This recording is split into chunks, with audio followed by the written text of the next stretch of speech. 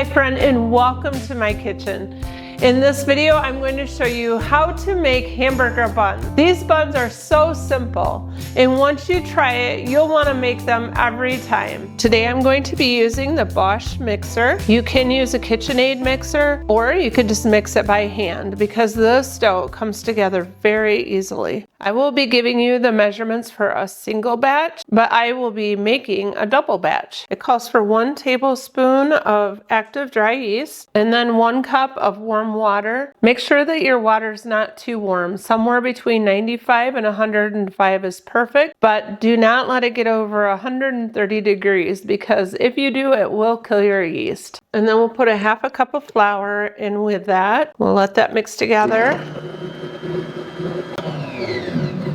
And then I'm just gonna set my lid on here. If you were doing this in a bowl, you'd just lay a towel over it, and we're just gonna let it sit for 10 minutes. This Bosch stand mixer has been a game changer for me. If you make a lot of homemade bread, it is definitely something to consider if it's in your budget. I used to use a KitchenAid, but it felt like it labored the motor so much. But once I got this and started using it, it just works like a dream. It doesn't labor or anything. So yeah, I really like this. You want to make sure it's nice and foamy. Now it calls for 1 egg, 3 tablespoons of melted butter, 3 tablespoons of sugar, 1 1/4 teaspoons of salt. I'm going to mix that just a little. The recipe calls for 3 1/2 cups of flour. I'd recommend starting with 3 and then see if you need the other half of a cup once it's mixed together. We'll mix this together. I'm gonna let this mix together for about 5 minutes and then we'll check it and see if it's still a little too sticky. We'll add a little more flour. Let's check this and see if it passes the window pane test. And basically what you're doing is just pulling your dough up gently and then looking to see if you can kind of see through it. And this is doing very well. That means we could get this in the bowl for its first rise. At this point, you just want to make sure that your dough is tacky but not too sticky. And I'm just going to kind of pull this into a ball. And then I'm going to spray the bowl with some avocado oil. You can use pretty much any oil you want in here. I spray plenty in there so that I could take this nice ball of dough and I'll lay it top down into the bowl and move it around a little bit to make sure it gets plenty of oil on it. And then flip it over. We're just gonna set that back in there and let it rest for about an hour or two until it gets doubled, and then we'll be ready to make our hamburger buns. And this stage really depends on how warm your kitchen is as to how long it takes. I want to show you this really cool lion's mane mushroom that I'm growing here in the house. I went to a mushroom growing class, and each of us could take home a bag that was inoculated with different types of mushrooms. I just think it's the coolest thing ever. Let's see, this is doubled. Go ahead and push this down. I'm gonna dust the surface here to divide this dough up. I'm gonna divide this in 2. A single recipe makes 8 hamburger buns, and I made a double, so I'll be making 16. So I'll just keep dividing this up. You can weigh each one if you want to. So each of these then need to be 4. I'll go ahead and divide this one up too while I'm at it. Let's try to get it kind of a uniform shape before I split it off. It just makes it a little easier to divide them up evenly. I'm gonna take a piece of this dough and I'm just gonna kind of pull it up, kind of pinch this back side, and then I'm just gonna kind of pull some tension on the top, like that.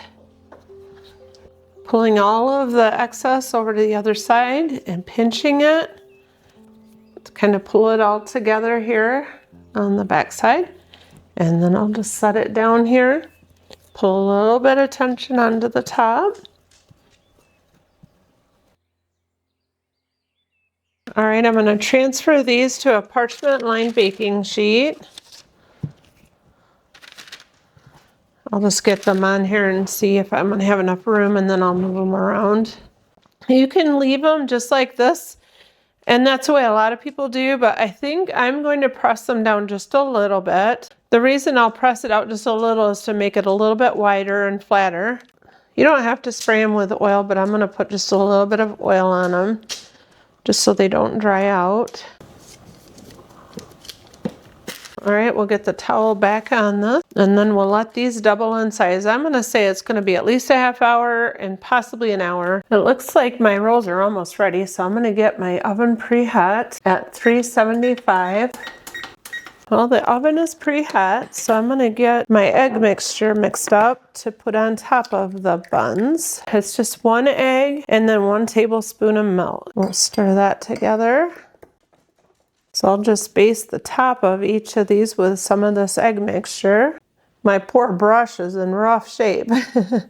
Whether you plan to put sesame seeds on or not, basting the top of it with the egg mixture just gives it a really nice deep color. And this is another optional step, is adding the sesame seeds. I like the little bit of crunch that it gives it. I recently heard of somebody putting the everything bagel seasoning on them, and you know, I actually think I would like that, especially when you're doing something like burgers or something. It would just give it some more flavor. All right, it's time to get these in the oven. There we go. I'm gonna set the timer for 15 minutes. And we'll come back here when they're done. Okay, watch out, Sparky. Sparky, watch out. I'm gonna open the door. Watch out. Watch out. All right, let's check and see if these are done. You gotta move, little girl. I'm frying hamburger to make sloppy joes with these buns, and she decides to get right in here in the middle. Oh yes, take a look at these. They look so good.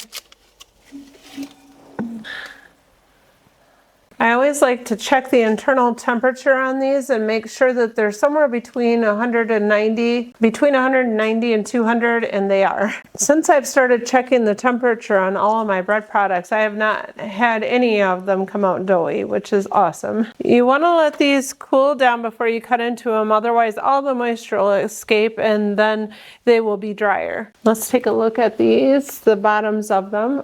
It's perfect. We'll get them over here so they can cool down. Some of these kind of got stuck together, but that'll be all right. They definitely rose up very nicely, and they feel very soft. We'll let these cool for a while. They're very hot right now. Well, let's cut into one of these. I'll let you look at the outside of it. It is so nice and soft. Let's see what the inside looks like. So good. So what I'll do is get these buttered and then we'll toast them. That just elevates the flavor so much. I'm just gonna put some butter here on the skillet and I'll butter them that way.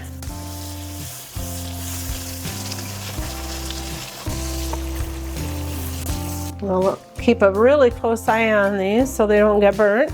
I'll stir my sloppy joe sauce here. I use some of my home canned sloppy joe sauce, and I did do a video on that, so go check that out. All right, we got the hamburger buns all toasted, put some sloppy joe on here, and we're gonna give it a try. They're sloppy, all right. So good. I think that if you give these a try, the only time you'll buy store-bought hamburger buns is when you don't have time to make them. They are so simple to put together. There is just something that's so satisfying about making something as simple as hamburger buns when you make them yourself. For storing these, I just take some saran wrap and then I wrap each one individual. The reason I do that is so that whenever we want one, we could just grab one out of the freezer and then it'll stay fresh in the saran wrap while it's thawing. I just take a reusable bag like this and then I just put them inside of here. The nice thing is I won't have to make these for a while, and I could do several batches all at one time. If you decide to give these a try, I'd love it if you'd post a comment and let me know what your thoughts are. And if you enjoy content like this, I would love it if you would click subscribe so that you can join me here again next time. I hope that you're all having a blessed day. Bye for now.